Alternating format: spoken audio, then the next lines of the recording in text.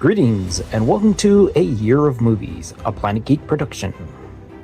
For this project, we are using the Ivan Walters reference book of 365 films to watch on the day they happened.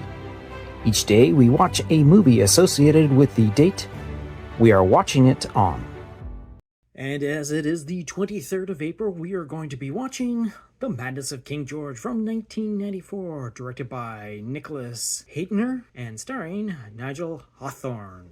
So to be perfectly honest, I have not seen this movie until this particular moment. I am aware of the movie itself, the cast that is involved with this movie, and the impact it had at the time. But other than that, yes, this is my first viewing for this movie. And like I had already mentioned, not only does this movie star Nigel Hawthorne, but it also stars Helen Mirren, Ian Holm, Rupert Graves, Amanda Donohoe, Rupert Everett, and Julian Wyndham. So this movie deals with King George III of Great Britain around the year of the 1788, where portions of his court seem to be conspiring against him, including his own son.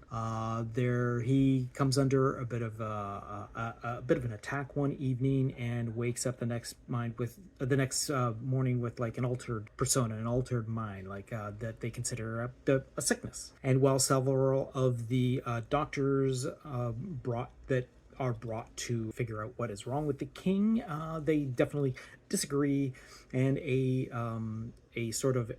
professional played by Ian Holm decides to take radical procedures to get the king over the madness that he is overcome by. We're dealing with a very impressive cast of British actors at the height. Great to see Nigel Hawthorne doing the gambit of acting between like a civilized mind and a crazed mind, and a flirtatious character, and the different levels, like anger and despite and remorse and whatnot.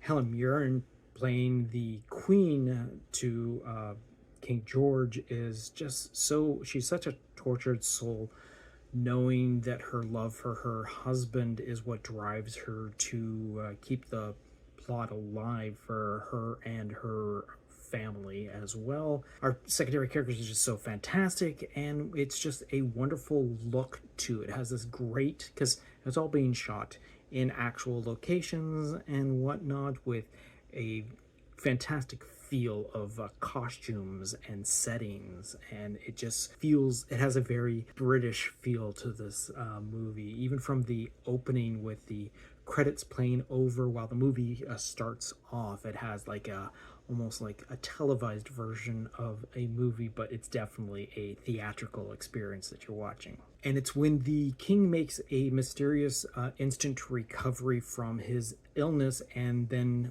brings himself to Parliament. Eventually, the royals themselves attend a service of Thanksgiving for the king's recovery, which happens on April 23rd, 1789, which happens at 1 hour and 43 minutes into this 1 hour and 50-minute movie.